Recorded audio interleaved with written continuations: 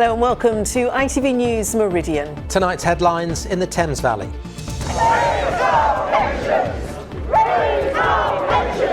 Protests at the headquarters of Berkshire-based company Hewlett-Packard. Former workers say they've lost tens of thousands of pounds from their pensions. I had to work until I was 70 in order to be able to survive and live.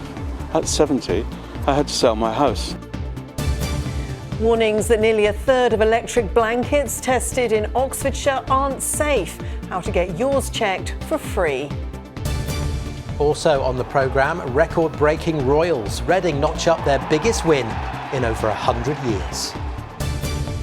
And talking of history, we meet the 90-year-old who's dedicated 75 years of sporting service to his beloved football club.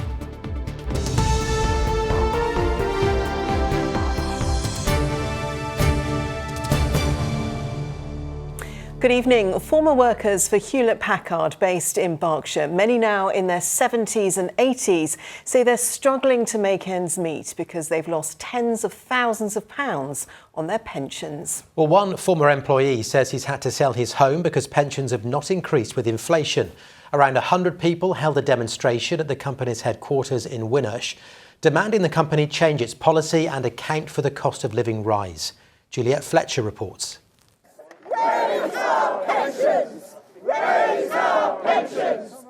It might be legal, but is it fair? That's the question these campaigners want answered. They say their pensions have been virtually frozen over the last 20 years, and as a result, they're facing financial hardship. At 70, I had to sell my house and downsize in order to keep some money coming in, to keep the family fed. And that's the reason why I'm here. I think HP have not done us proud at all. It's not fair, and I stand up when something's not fair. I'm a very docile person, but if something's not fair, and some of these people worked their whole life and they deserve to have a pension rise. When you've got an electricity bill of £1,800, then that's kind of like beginning to get beyond our reach. The people here, most in their 70s and 80s, originally worked for Digital, which was bought out by a company that later merged with Hewlett-Packard. They split their operation in two in 2015, and Hewlett-Packard Enterprises are now responsible for the pensions. We've had 5% over the last 20 years. They used to say it was based on affordability, and if a company did well, then we got an increase. With HP, the company's doing very well. They're paying dividends to their shareholders, they're paying management bonuses, but they're not paying anything to the pensioners. A petition with over 1,000 names was handed into HPE today calling for action. Currently, there's no legal obligation to protect pensions against inflation for work before 1997. The Hewlett-Packard Pensioners Association want to see that changed. About 6 years ago, we had a Westminster Hall debate. We had quite a bit of support from various MPs, but along came Brexit, along came COVID, and politicians got distracted. Lots of our supporters lost their seat at the last election. So in place of that, we started to work with the trustee and HP to get them to try and work on a plan to improve our position. In a statement, a spokesman for Hewlett-Packard Enterprise said, HPE is committed to satisfying all of its responsibilities to both former and current team members.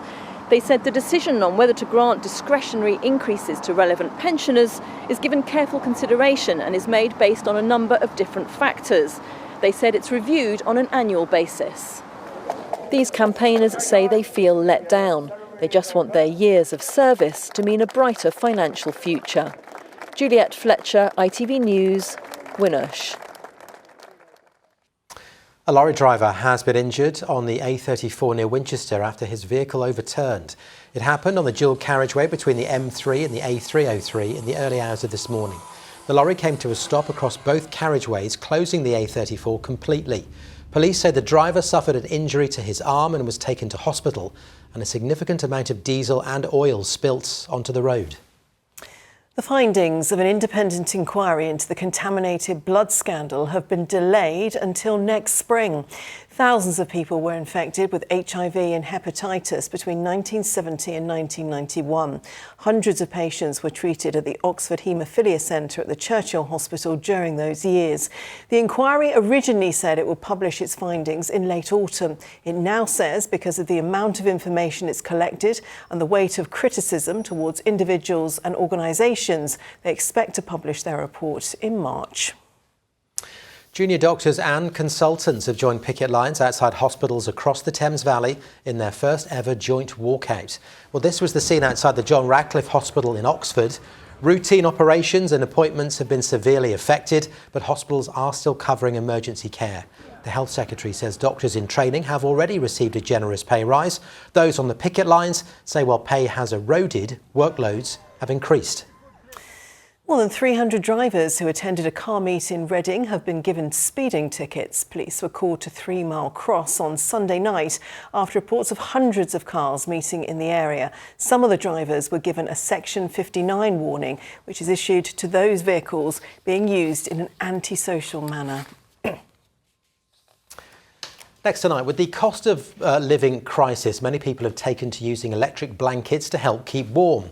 But Trading Standards in Oxfordshire is warning that nearly a third of blankets tested last year failed to meet safety standards. Last winter, a fire caused by a faulty blanket destroyed a flat in Oxfordshire, and now people are being urged to get theirs checked, as Natalie Verney explains.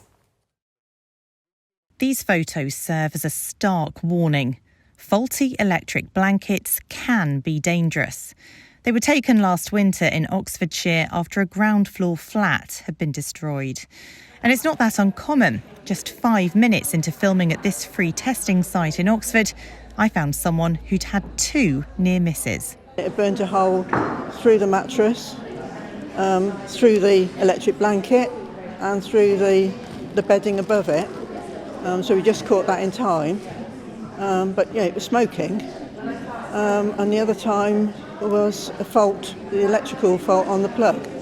And woke up in the night and heard sparking. We do a test just to make sure we've got an alarm set, and now we scan the blanket. For the next 3 weeks, Oxfordshire County Council is offering free safety check events like this. And what we're looking for now is any breaks in the insulation covering the metal element. You can bring your blanket in and it'll be thoroughly tested by an expert. Dangerous ones, exposed live wires, on the cable, on the power cord. One of the weak points of electric blankets is where it actually plugs into the blanket itself, the connector.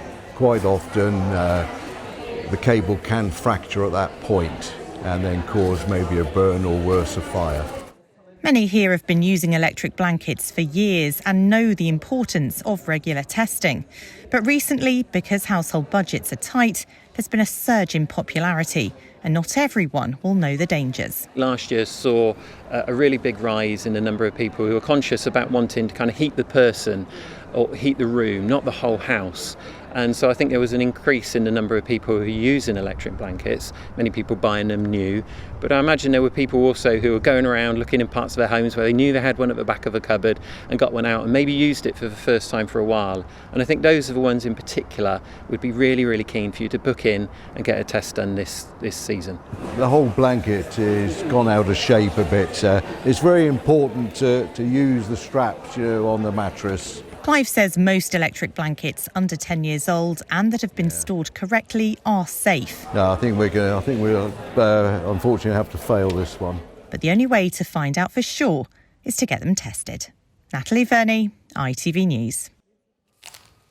And you're watching ITV News Meridian here in the Thames Valley. Coming up, making green spaces accessible to all. Find out why enjoying the great outdoors isn't always as easy as you might think. Why are we pirates? Because we just are! And the stars coming ashore and heading for the studio to tell us why this year's panto season will have you hooked. And for more, go to itv.com/Meridian. You can call us 0808 1010 095. And remember, you can also follow us on social media. The details are there on your screen.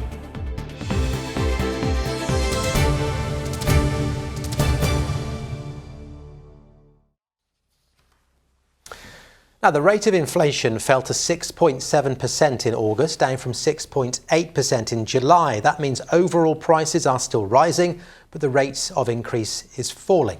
However, a study shows people are now spending around twice as much on household bills like groceries, energy and broadband than they were 30 years ago. The Household Money Index has calculated that the average person in Southampton, for example, is spending more than £43 a day on just living costs. Here's Kevin Ashford. So the best that we could get it with another company is £1,297, which is £450 more than it is at the moment. Terry Barnes recently had some bad news about her household finances. Her fixed-rate mortgage had come to an end. Her new deal is a lot more expensive per month. She says she and her partner are already very careful with their expenditure. The house actually has solar panels, so we only use like the washing machine, dishwasher, everything like that when the solar panels are working. Obviously that saves a lot of money. Make a shopping list and just stick to that, like don't get anything extra. We've not really been on holiday abroad. We used to go on holiday like 3 times a year, but we've not been on holiday abroad for 3 years now. And yeah, just watching what we spend really, like trying to save as much as we can. Data from more than 30 different sorts of household bills, like housing, energy, groceries and broadband, have gone into a new study which suggests that Terry is not alone in feeling a financial squeeze.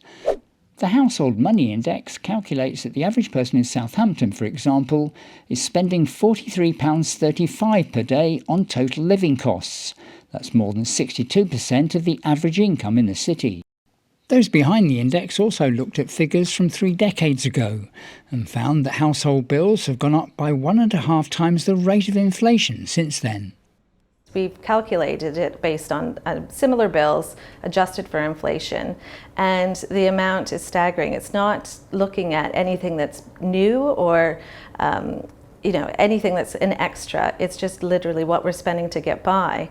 And I think so many households are struggling that you can see why that's the case. The study also found that younger people in the 18 to 34 age group are spending a higher proportion of their income on daily living costs than the over 55s. The index is set to be published annually as a barometer of the nation's spending habits. Kevin Ashford, ITV News. Next tonight, the founder of a walking group for South Asian women in Crawley says getting outside in nature builds confidence and improves overall health. Well, a report out today is calling for more investment in footpaths to connect town and country. The research from walking charity The Ramblers has found healthy, wealthy and white people have much better access to nature, as Catherine Walker reports. Stepping outside and getting into nature is one of life's simple pleasures, with benefits for both our physical and mental health. Samina Khan, who runs a walking group for South Asian women in Crawley, says everyone should have access to green spaces. Things like diabetes, high cholesterol, arthritis, they're very common in this particular group. And I've seen the differences and changes already, which has been fantastic. But also, it's really changed their confidence as a whole. There's over 140,000 miles of public rights of way across England and Wales, giving everyone free access to the countryside. But a new report shows these paths aren't spread out equally across the country.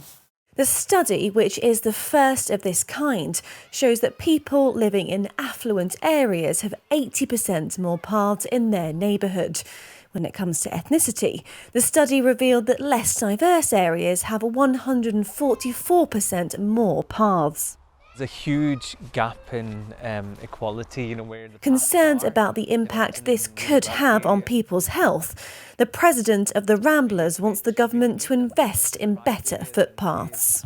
I'm really shocked about the report. It's basically showing that if you're wealthy, healthy and white, you've got a huge percentage chance of being near paths that are, accessible to go out walking. I think what we need to do about it is create more path networks, join them up in areas where people actually need them.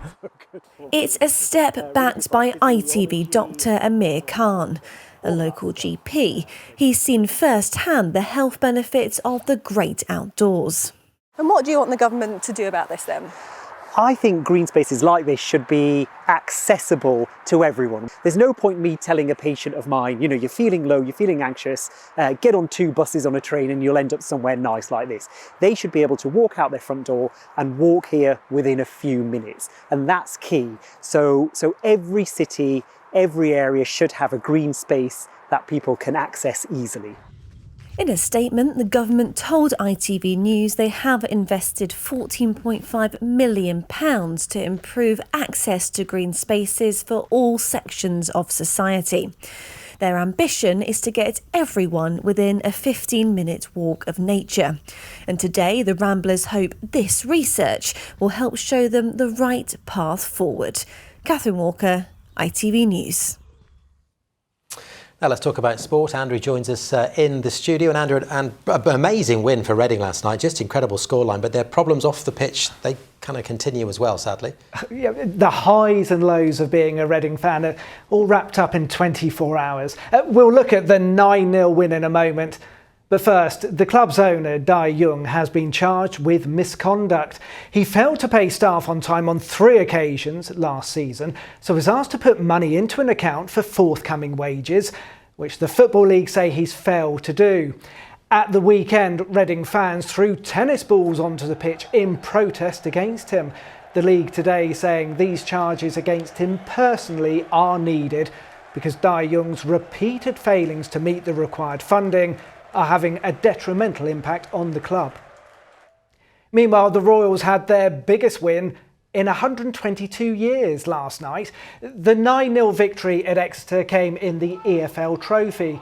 Reading had lost to the Devon side in the league just last month, and despite making 11 changes from the team that beat Bolton at the weekend, the Royals recorded their biggest win since the 11-0 victory over Chesham in the FA Cup in 1901.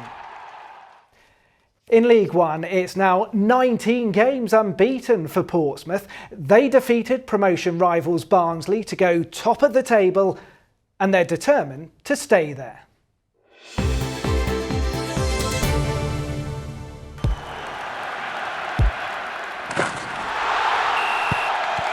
Zero Accounting Software sponsors ITV Regional Sports Report.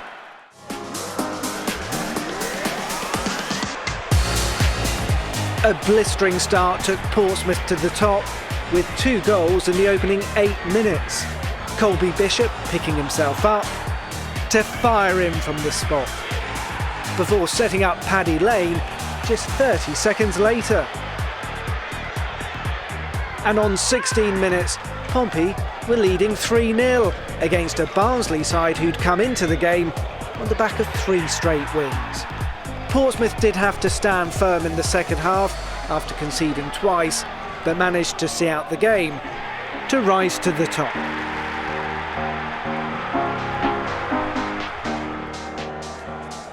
In the Championship, it's now 3 losses on the bounce for Southampton. A defensive lapse, letting in high-flying Ipswich, who go up to second place. Mid-table Saints travel to bottom of the table Middlesbrough on Saturday, desperate to turn things around.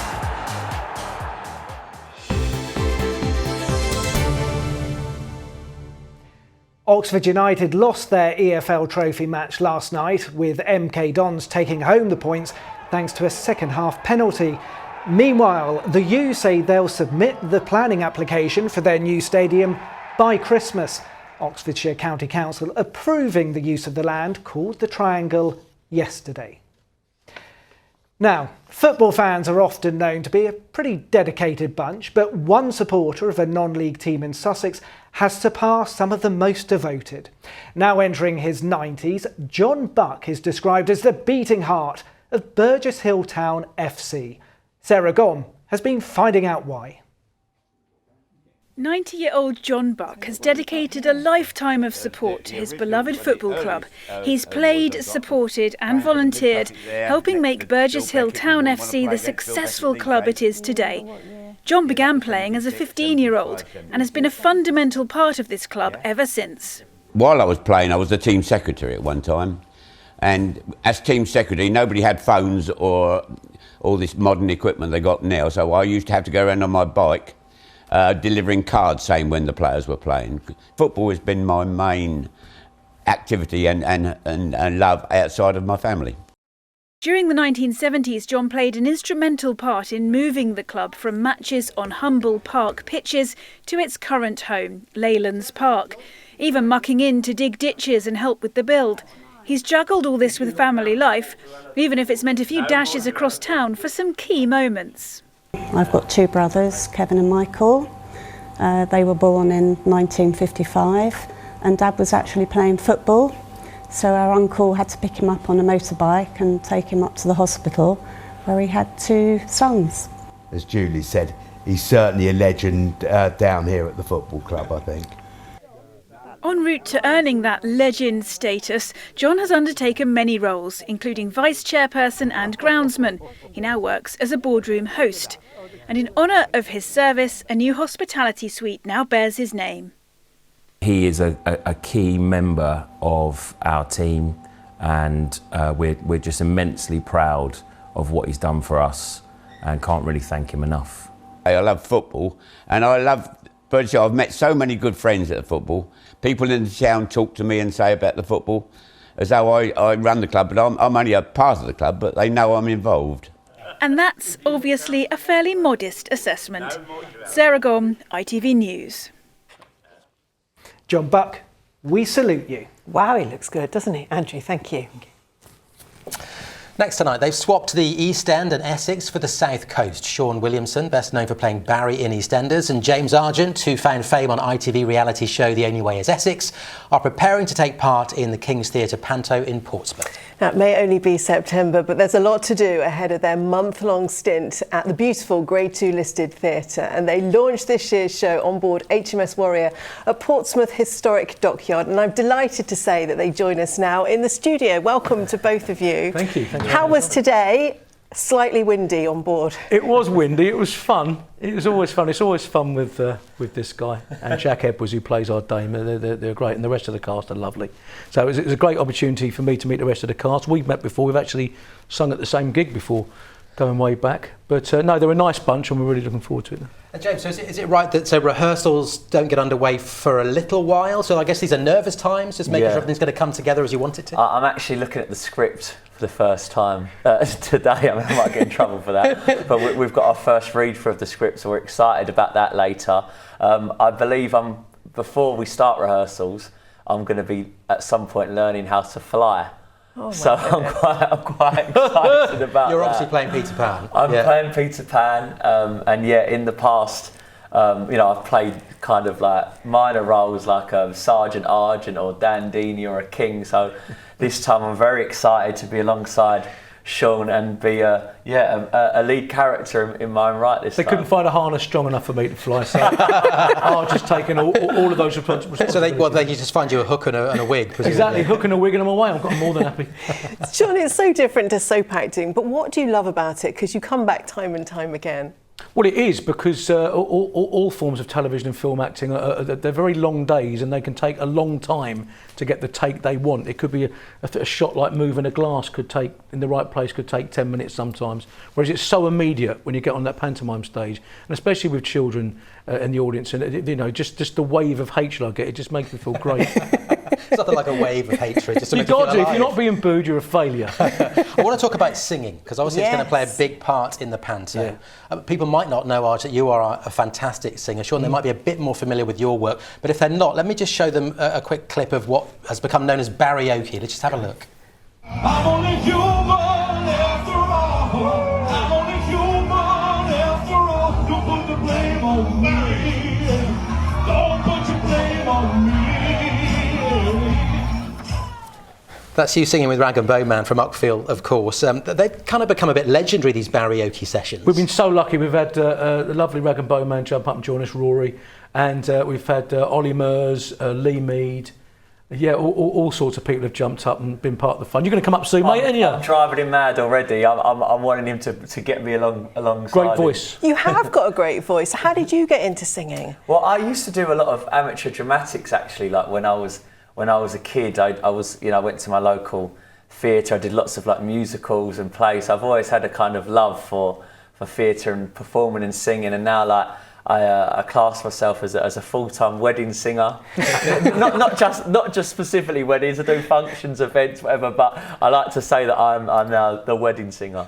Yeah, I love it. Well, look, we really look forward to seeing the show. It's going to be amazing. It's going to be amazing, isn't it? It's going to be great. Thank you very much for coming in. It's going to run all through December. You guys are going to be exhausted by Christmas. That's the only thing I'm worried about. 1st to the 31st, literally every day in December. Yeah, apart from the odd day off. Yeah, it's good. Well, good luck with it. Good Thanks luck. for coming in. Thank you. Nice to meet you. Oh, I could have talked all night, couldn't we? But we've got to go to the weather. With all the details, here's Amanda Houston.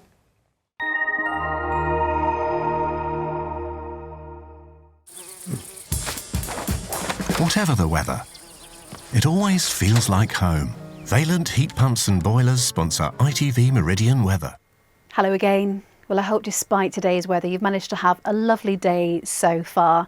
Certainly has been very unsettled out there today. Now, we still have a Met Office warning in force for the next few hours or so. Still some more heavy rainfall to come, could lead to further issues with localised flooding, so do be prepared for that. Now, the reason for it, we've had a frontal system that's been tracking its way across the UK throughout today. And you can see it is going to linger for a time as we go through tonight. So further spells of heavy rain and strong gusty winds, but eventually it will move out of the way, and you can see we've got mixed conditions as we go through the next few days. A ridge of high pressure will give us a chilly start to the day on Saturday, but with low pressure never too far away, well, it's more a case of sunny spells and showers for us. Now, in the meantime, then, you can see at the moment messy out there. Still some heavy downpours of rain in places. Could still see up to around 30 millimetres in the space of a few hours, but it will improve. So by the end of the night, we're back to that mixture of clear spells and showers and a fresher night out there with those temperatures between 10 and 12 degrees. So tomorrow morning gets off to a fairly fresh, bright start to the day, but there will be some showers developing. And if you happen to catch a shower tomorrow, it could be heavy, possibly a rumble of thunder out there too. Nowhere near as windy as what it has been today, but temperatures will be lower. Highs there up to around 17 degrees, and the sea states there at moderate. And speaking of which, we've got high tide at Southampton, 2:56 in the morning and then 3:20 in the afternoon. So looking further ahead then, well, as I mentioned earlier, we've got a chilly start today on Saturday, and all in all, it's more a case of sunny spells and showers as we go through this week. Bye-bye. Vaillant Heat Pumps and Boilers sponsor ITV Meridian Weather. Can only get better, really, can't it? Yeah, that was pretty rubbish. That's it from us. The ITV Evening News is coming up shortly. For now, though, from the whole team here, thanks so much for watching. I'll see you at 10:30. Until then, good night. Bye-bye.